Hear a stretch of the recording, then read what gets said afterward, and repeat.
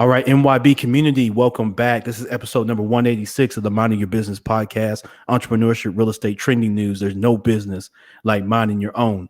Hope that you're having a phenomenal day and everything that you do in positivity. And know that there are three things that we all have in common. We all want to be a little better for ourselves, a little better for our families, and a little better for our communities. And so hopefully you're doing that. Love for all who have love for all.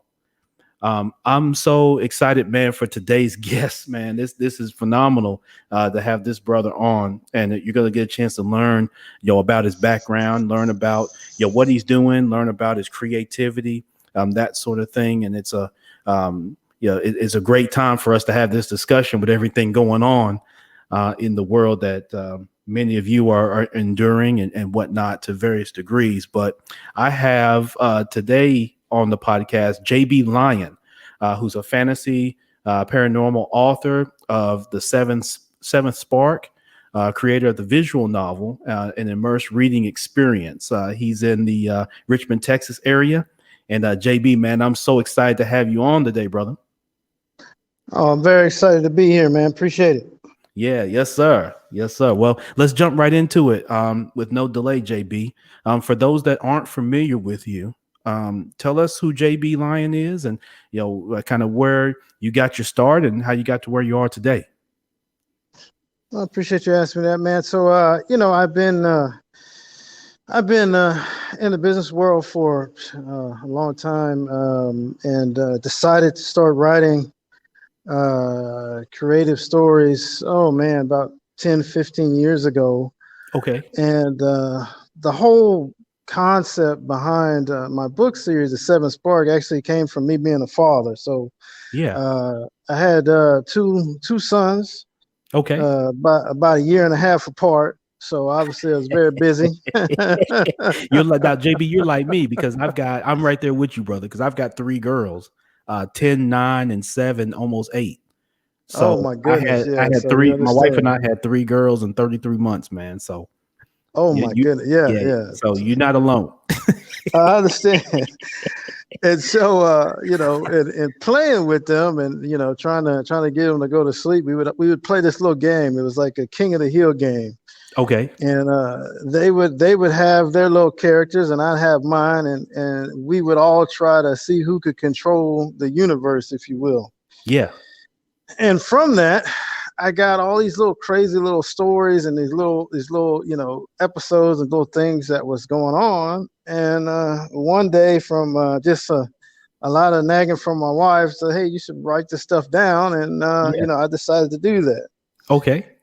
And my wife, she's actually a writer herself. She's a poet, and Okay. she's written a couple of poetry books and different stories and those kinds of things.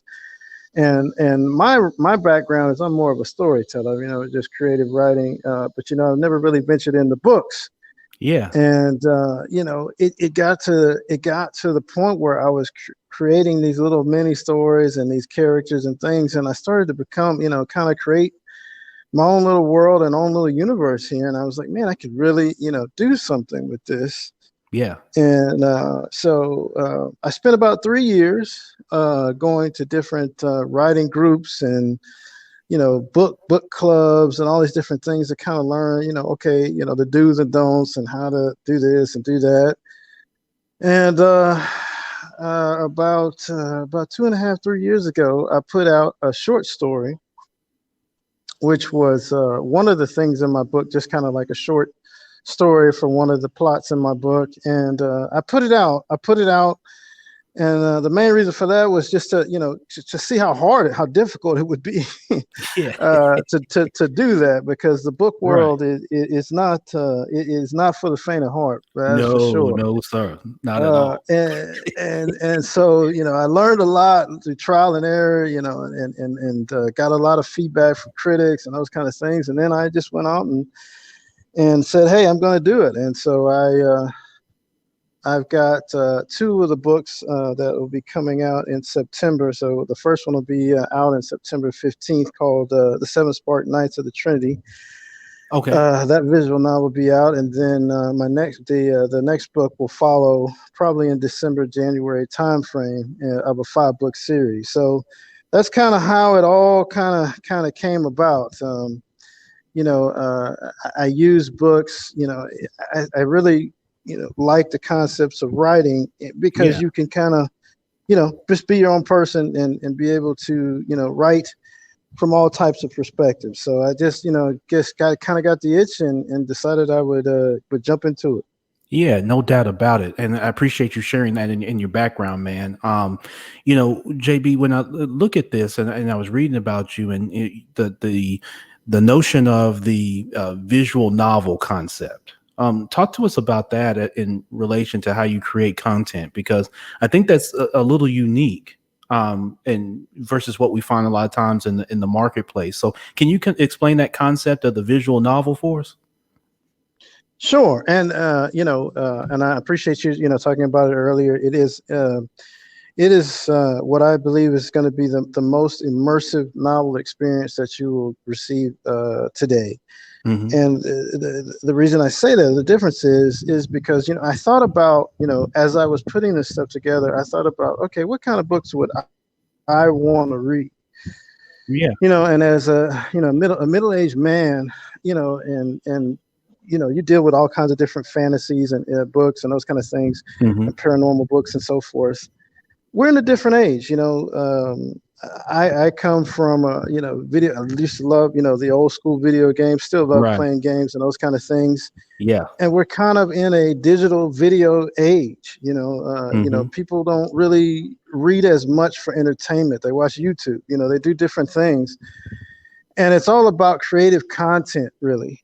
And so, Yeah. what I wanted to do was to come up with a way come up with a style that Mm. draws you in, that is just more than just pieces of paper and good. Obviously there's plenty of good novelists out there, there's plenty of good things to read, but I want it to be more than just pen and paper. I wanted you to be able to visualize and kind of bring you into this universe that I'm trying to create. Hmm. And if you can see, you'll see on my webpage, www.jblion.com. I've Yes. got a lot of kind of examples of the visual novel, and you see there's a lot of interesting colors, a lot of interesting visuals. I'm trying to kind of, I call it a book on acid. I'm trying to get you, kind of engaged into, wow, this looks really Right. different. And then once you got that, then the story is going to do the rest and hook you into it.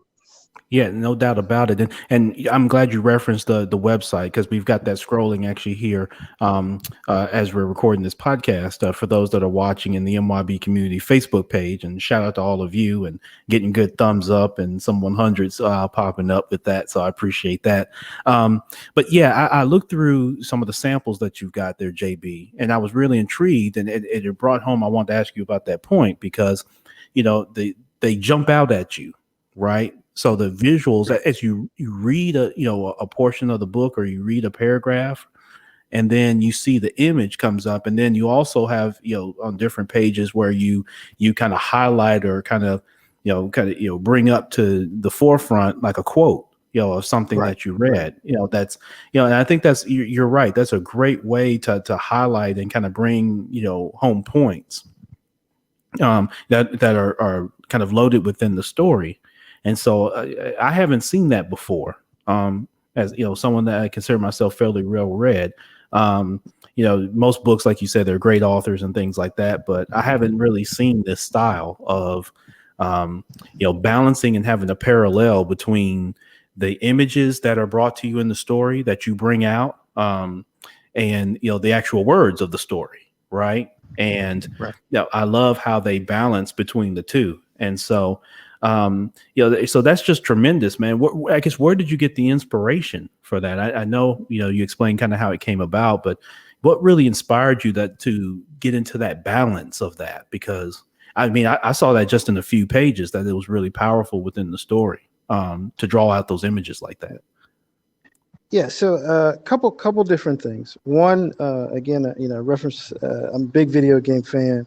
Yeah. Uh, Love RPG type of games, and I think that my book, I tried my best to emulate that. Is to say, hey, look, if I'm going to take you into a different universe or whatever, you got to be able to see it, and then also, I wanted to make it easy for the reader to understand what's going on. So, by me pinpointing, key points in the story, and also giving you an idea of who's talking and who's responding to make it easy with pictures. Because sometimes you do get lost in the dialogue when you read these things. It's just human nature. When you just have so many words coming at you, sometimes you get lost. And I didn't want that to happen to my reader. I wanted them to stay immersed and focused on what's going on and what to pay attention to. The other big thing that I did is I took a lot of the style from magazines. Magazines are very good about, getting you engaged. When you see a picture, you're like, man, oh, this is really, really nice. And they really do a good job with the colors and the different things to really draw you in. And so I took a lot of magazine samples and I used those as good, source material to say, okay, how can I style this in a way that is intriguing, to people, and that would give me a good fan base. Yeah, no doubt about it. JB Lyons, our guest today here on episode 186 of the Minding Your Business podcast. When describing the seventh Spark book series, JB, there's a sentence that stood out to me that you used to describe it. And I'm going to say this verbatim as a quote: a story of good versus evil, which challenges the moral and spiritual beliefs in all of us as humans. I thought that came off very powerful to me. Can you describe that? And again, I'm kind of there with you. You and I think, are kind of the same generation. We're big, kind of those early video game enthusiasts. And a lot of those, like you mentioned, the RPG games and that sort of thing, it tended to have a balance in those stories of, kind of the good versus evil, and then on both sides, how it challenges, that moral and spiritual fabric. Can you speak to that as it relates to the Seventh Spark book series? Absolutely, and I appreciate you asking me that question. So, the biggest thing that I want to be able to do with my books is to have people, give people a sense of perspective, and I think that is the one thing that even especially in these crazy times and everything that's going on, that some people seem to forget about is perspective, right? So the way the Seventh Spark is written is it's the exact same story, but it's written from 5 different perspectives. And it gives you an idea of, hey, you might believe what you believe because of the way you grew up, or the people you were around, or your spiritual beliefs, your socioeconomic background. There's so many factors that play into it that really the exact same chain of events means something totally different than one human being than to the next. Yeah. And again, I definitely see where just in a little bit that I've read, where that comes to light, and it connects the images for me. So I appreciate you sharing that, because, I think the audience and MYB, I'm going to encourage you to go to jblion.com to make sure that you make the purchase, because I'm going to do so as well, to make sure that you can purchase the book series, because it is for sale at the site, right, JB? You can pre-order the traditional novel right now. Now the visual novel, the pictures and things that you're looking at right now. Yeah. The visual novel. The best way to do that is to go to my site and then sign up to my email list, and that'll be available on the 15th. So it's not available yet. Okay, perfect. But we can all go ahead and get on your email list now. That's correct. Absolutely. That's okay. correct. Yes. Yeah, absolutely. So yeah, thank you for clarifying that, JB. MYB, let's go ahead and get on the list. I'm going to do so as soon as I'm done recording this. I already have it pulled up, so then I can go and do that. I encourage you to do the same. Let's support this brother in his creative endeavors. And I also will let them know that if they do that, they get a chapter for free. Okay. Yeah, excellent. Now, we appreciate that. Yeah, we appreciate that. So MYB, that's just another incentive for you to go and join the email list. That way you can get access kind of firsthand to current content that JB has releasing, and then future content. You can already be in the running for that. This looks to be tremendous. It looks like definitely something to kind of read along with the young people I've got here in my family, and be able to talk through the creative piece. And I wanted to ask you about that, just the creative piece of what we're dealing with today, JB, if you don't mind. Obviously we've got the worldwide pandemic going on. Well, we got two pandemics. We got the pandemic of the coronavirus, COVID-19, and then of course, JB, we've got the pandemic of racial injustice, particularly towards Black and brown people. Let's start with the first one, with the virus. That's resulted in, of course, kids doing a lot of virtual schooling and things like that. And I've seen it firsthand. My girl started school yesterday, and they're doing virtual from here at home. Today was the second day. I can already see the impact that this is going to have. Not as much for them, but I can see for other kids. When I look at the faces of some of the other kids and parents on these Zooms, it bothers me some, to say the least. From your perspective and from a creative perspective, JB, what are your thoughts on kind of this virtual schooling and kind of the notion that if virtual schooling were to last for any kind of significant period of time, that school curriculums will have to adjust to adopt more of what your style is, which is this learning by combination of words and visual, right? Which we're not accustomed to, I don't think, as much in the school system, right? Schools are very homogenous, and everything's just words. Everything's preparing for some test, right? Right. Absolutely. And so I'm drawing a parallel, hopefully well enough that it makes sense, but between your work and kind of what's going on globally from the school standpoint. So can you speak on that, on how kids can learn, from your style, particularly if we were to continue in this, visual kind of journey with virtual school? Yeah, so that's a very good topic, and it's a tough one. It's a tough one for me personally. It's one that I definitely talk to about what my buddies about, and I go round and round because it's another great example of perspective, right? Is you have I think overall it could be great for education reform. Sure. And the reason I say that is because the way that things are currently governed now is everything's done by zones, and you don't live in a good zone, then your education could be severely impacted. Yes. At some point, for as far as education reform, we need to change that, right? We need to give every person should have the opportunity to have the best education that they can have, and right now that's not possible. Yeah. But you do virtual learning and you do remote learning, well then maybe that becomes more possible.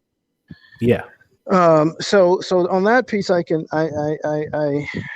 appreciate what we're trying to do. On the other end, you've got parents who may be single family parents, that have a job, they got 3 kids, they might not have the best internet, Yeah. they might not have laptops, and so what do you tell those parents? Do you tell them, hey, put your child at risk to go get COVID and have them go to school? Or you tell them, hey, well, now you need to quit your job so that you can monitor their school activities. It's very, very, very difficult, situation. Yep, it definitely is. As it relates to learning, though, and as far as using visuals and so forth, that's the way kids are learning now. You can. I think that you can sell them whatever you want in the classroom, but to reinforce it, that's what they're doing. They're going on to the YouTubes and they're going on to the different things, and they're learning through videos and certain things. The whole landscape of learning has changed. For the younger generation, and so if you don't start coming up with more creative and collaborative ways to teach, you're going to lose those students. Yeah, I agree with that, and I think that there's a couple things at play here. You've got some kids, because there's different learning preferences. Of course, we all have those as adults. We have those as children, and so I think the virtual learning can impact that in terms of kids who have different needs in order to maximize their learning capacity. whereas other kids may not quite have those needs. But I think something that could come down the line is your approach to how you share content. I think could be a microcosm for what could come in the future, which would be adjusting curriculum such that you incorporate this healthy blend of visuals with the written word. Like you say, that kids are already doing now on their own a little bit more so because of their access to, visual platforms like YouTube and that sort of thing. But I think kind of the old fogies and the that are sitting in boards and school boards and Right, that right, sort of absolutely. thing. At some point they catch up, JB, and realize that it yeah you can learn about Pythagorean theorem and all those type of things that can be important, Absolutely. but um, the way that you keep up with those type of things really is going to come back to um, you know how we can incorporate again that balance between visual and the written word. So no, I appreciate you sharing that because it's an And, interesting thought. and I agree with that as well because one thing you can do with my books is that at least you can get drawn in, but then you can also use your own imagination to fill in the blanks.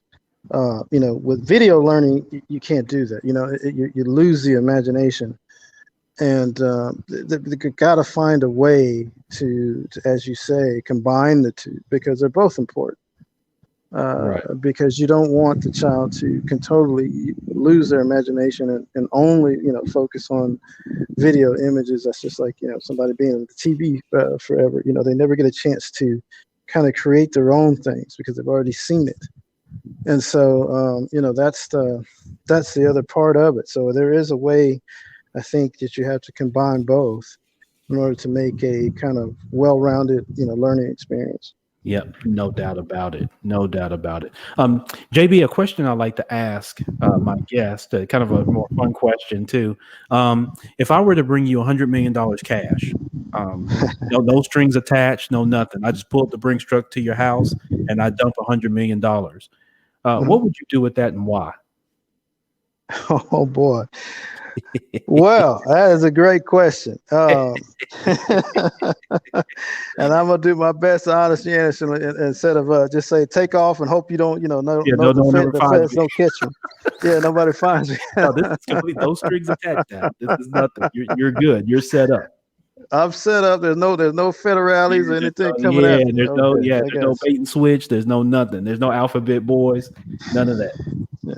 Well, it's funny because I get this question quite a lot. Not $100 million. I wish I had $100 million, but you get the $1 million question, whatever the case may be. Right. And my answer might surprise you a bit, but Yeah. I'm a big proponent of Black nationalism. Okay. And to be Definitely. honest, what I would do with that money is that I would buy as much land as I could as possible, and I would try my best to incorporate or rebuild something very similar to Black Wall Street. Yeah. Not as to where we're separated, Mhm. same nation, but where blacks have been so disenfranchised for so long. Mhm. We don't have a place of our own, and even if we do, our homes or whatever, you just never feel like you're safe or you're comfortable. Right. I've worked in the corporate world for over 20 years, and Mhm. part of the reason I write is to escape it, is because everybody knows you have to act a certain way, you got to talk a certain way, you got to do things a certain way that is even alien to your own consciousness. Mhm. And if I was to have that kind of access to money, the thing that we don't have is we don't have land, and we don't have stuff of our own that we can fully call our own. And if we could Mhm. do that, I think that we could thrive and feel like we have our own. Mhm. And it's really hard because you have people that say, well, hey, Africa's the motherland, those kind of things. Well, Africa's not really our land, is it? It's Africa. We came Right. from there, but we were sold from there as well. Right. So we don't know that. What we Mm-hmm. know is what we have.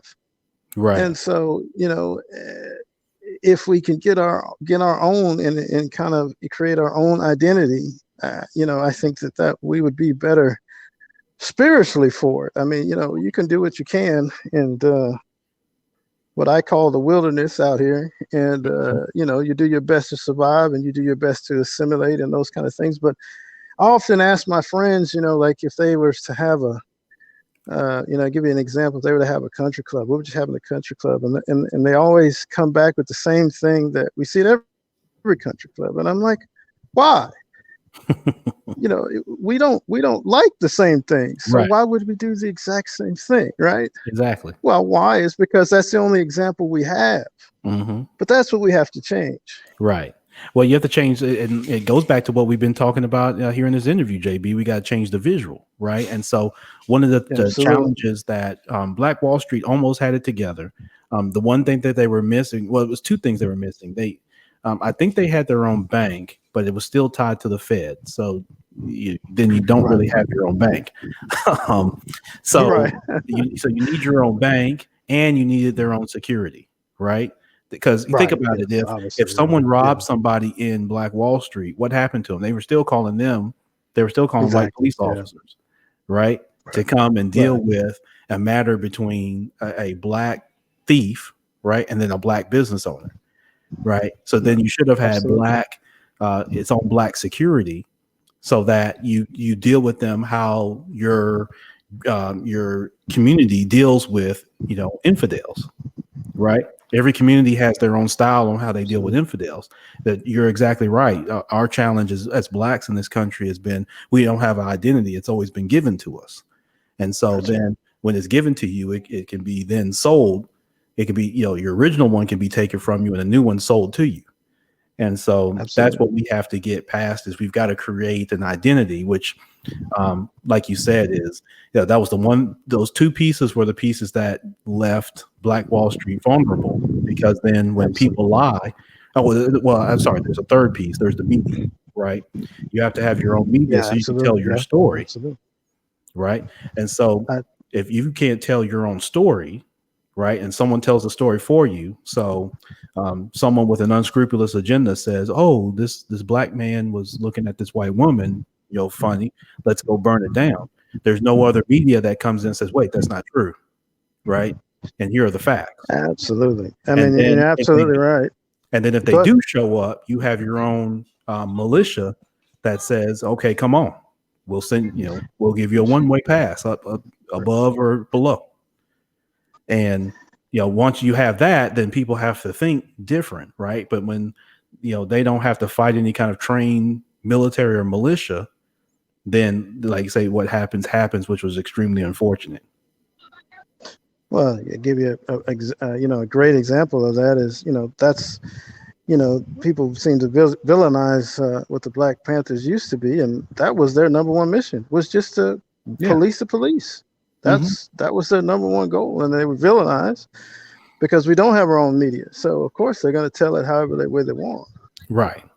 You're exactly right. And so that piece needs to go along with it. They did the Panthers started out as from what I've read, very strong, very community based. It was about, how do we build up our Yes. communities, right? How do we build up our youth Right. with youth programs and things like that? Of course, sometimes leadership gets, sidetracked when, like you say, you don't have a common agenda or that agenda gets swayed some way.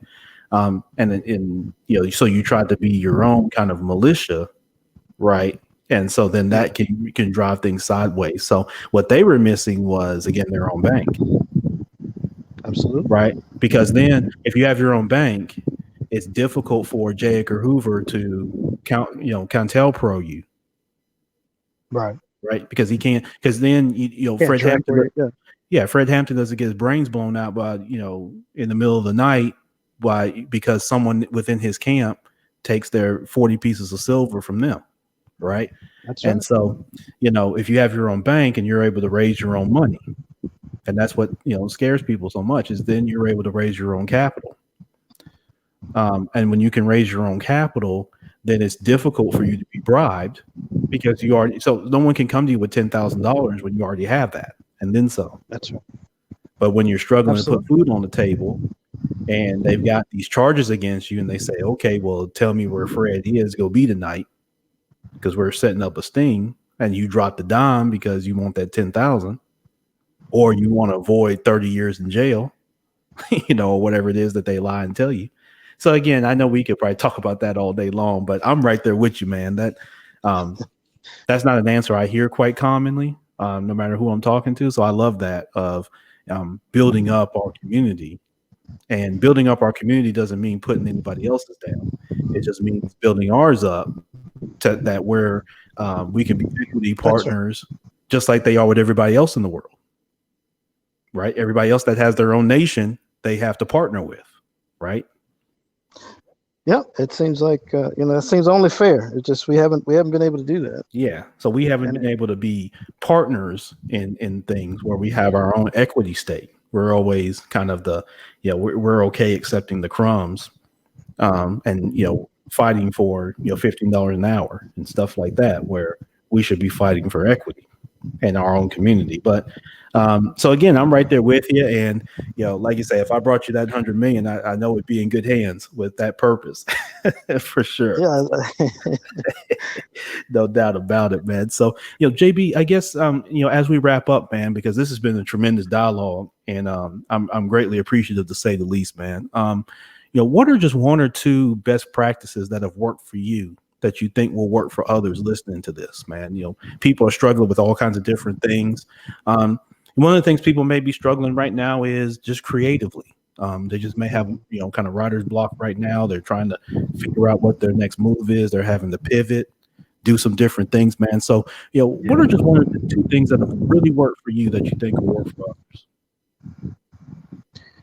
the big thing is is be flexible. Be flexible and be able to adapt. I can't tell you how many times I changed the premise of what a visual novel was. I knew I wanted a visual novel, but that could mean a whole lot of things. Yeah. And you go from one iteration and you see it, and you visualize what you think it's going to be, but then when you put it down on the paper, it just doesn't mesh. So I scoured the internet, scoured magazines, scoured all kinds of different things to try to put these things pieces together. And to go along with that adaptability, you got to have some thick skin, because I've definitely put vision or revisions and things out there, and they got destroyed. Hey, this is not good enough. Drawing's not good enough. This is not this. It's not that. And it didn't get the appeal that I was desired to get to. The final product, or the things that you see there, took a lot of iterations.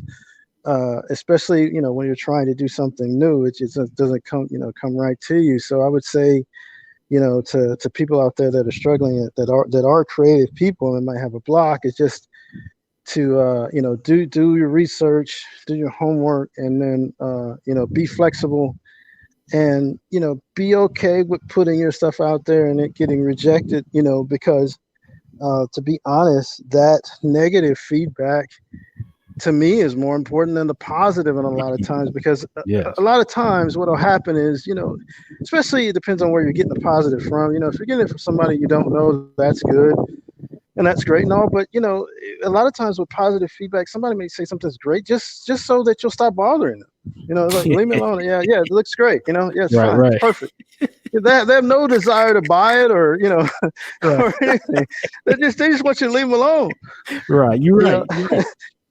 the negative person is actually looking at it and Right. giving you constructive things that they think would be better. Hmm. I had a guy that looked at some of my initial iterations, and he tore it to shreds, and in the end, I thank him for it, because it made me change my entire landscape of how I was doing things and how I was putting things together. And in the end, I think that, I have a much better product. So you got to have some thick skin and be willing to do that, and understand that creativity is a process, and there's no timeline for it. It's better to get it right, and go with what you think looks good as well. That's the other thing, is that yes, take the criticism, yes, make the changes, but if you don't like it, I would definitely say change it. I Y- wouldn't say go with something just because somebody else says, oh, this is what it should be. Yeah. Because if your heart isn't into it and you don't think it's a good product, you're not going to finish it. Right. Yep, no doubt about it. JB, those are great words of wisdom, brother, and great things for all of us to consider as we go forward in this walk, man, and especially in today's more uncertain and unprecedented times, man. So, JB Lyon is our guest today. Here on episode 186 of the Minding Your Business podcast. JB, man, I can't thank you enough, brother, for taking time out today to talk with me and talk with the Minding Your Business community. Everyone, make sure you go to jblion.com. Do that now. As you get done listening to this podcast afterwards, go ahead and go there and get in the email list so that you can be primed and ready when the new content is ready, and you can pick you up a copy because I'll be doing the same myself. And so, JB, man, shout out to you and your family. Let's remain in touch, brother. And if I can be a resource in the future, man, let me know. Well, I definitely appreciate it. Appreciate everything. Again, guys, books drops on September 15th. So you guys be ready for that.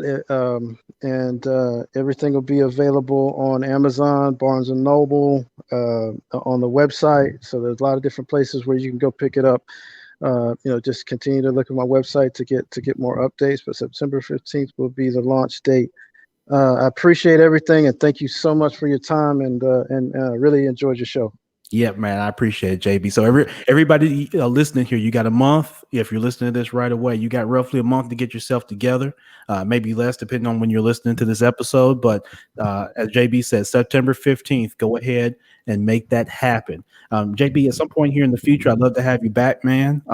Once the book's released, and we could talk about some of the results and some of what you got coming up next. Okay, man. Oh, that'd be fantastic. Thank you so much. All right, JB, I appreciate it, brother. Be great, man. All right, you too. All right. All right. That was JB Lyon joining me here on episode number 186 of the Minding Your Business podcast. Thank y'all so much, man, for your support and participation. Make sure, again, that you support JB. Support him by going to jblion.com. That's jblion.com. As he said, the next book series will be available on September the 15th, and that's 2020. Okay. So make sure that you go out there and get that. Hey, brandyourpod.com. I want to be your podcast partner. I'm working with some new partners that are going to help me with podcast production to make sure that we can deliver a kind of full fledged one-stop shop locale for all your podcasting needs. So for those that are sitting on a podcast idea or you have a desire to podcast, I want to be able to help you and connect you with the resources to do that. Everything from idea generation to production and getting it out, getting it marketed, monetizing it, that sort of thing. So you can start at brandyourpod.com, set up a no-cost consultation with me, and love to, again, be that resource for you as you do that. Also, don't forget, Wednesday, August 26th at noon Central Time, I will be hosting, along with my great partners at Leverage. That's leveragecalc.com. Leverage, demoing their financial software that is tremendous for real estate professionals as well as business owners. So when you're looking to borrow money from a lender or from a bank, whether it's to purchase real estate, commercial real estate, to get a line of credit, to get a term loan. Wouldn't it be great if you knew that you were going to be approved before you even go to have that conversation?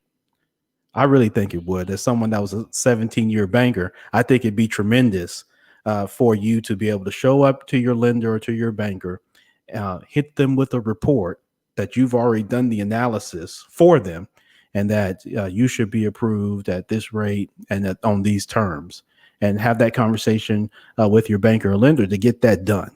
That's what this software does. And so I want you to go to brooksbrothersconsulting.com/leverage. brooksbrothersconsulting.com/leverage. LEVERAGE. Make sure I got that right. Yes. Go to brooksbrothersconsulting.com/leverage. And that way you can register for the free demo. That is Wednesday, August the 26th at noon Central Time. If you're unable to join the live demo, which I understand, you may be busy doing other things or have other commitments, still go ahead and register because that allows you to then get a copy of the recorded demo. So make sure that you still register brooksbrothersconsulting.com/leverage. Listen, I'm going to get out of here. Thank you again to JB Lyon. Make sure you go to jblion.com. Thank you to all of you minding your business community. This has been episode 186. I am Champ Ron. This is the Minding Your Business podcast. We're going to catch you again on episode number 187. Until then, go be great.